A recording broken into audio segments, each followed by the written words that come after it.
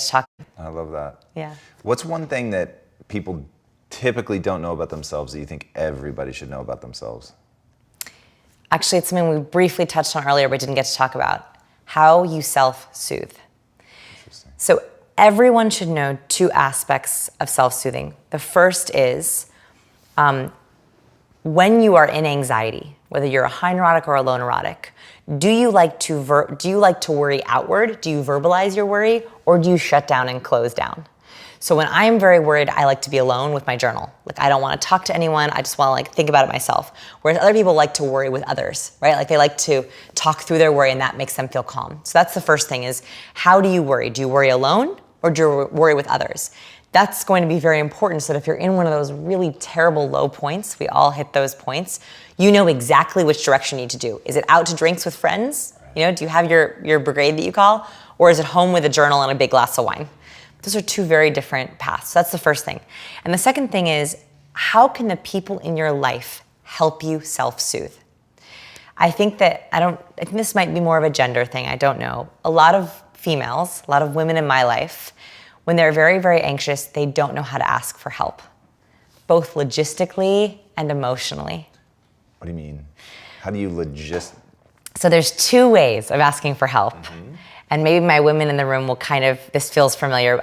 You look so intrigued. Yeah, okay. So when a woman is upset about something, and some men too, usually there's a logistical issue, right? Like let's say that it's in-laws coming for the weekend and they get very stressed out. Okay. There's logistical issues, but there's also emotional issues. They are different.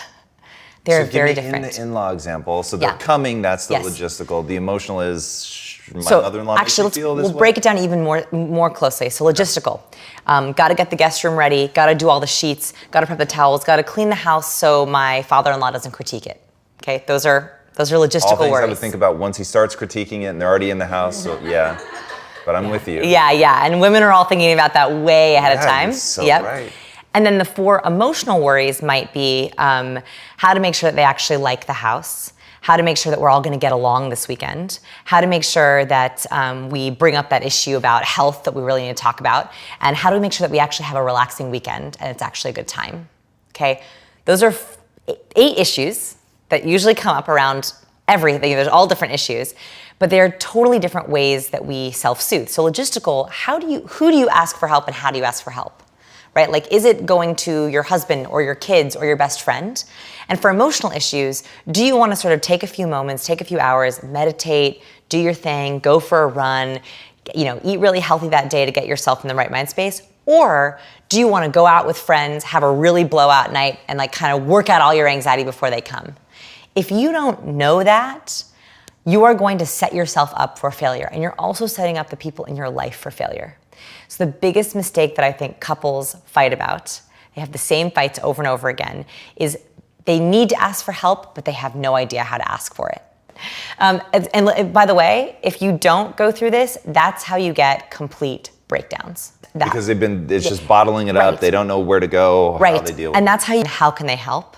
And what are the differences between my emotional and logistical worries? Because they are different. I think that if we know that about ourselves, we can then ask for help in better ways, and it sets up everyone in our life for a much more harmonious relationships.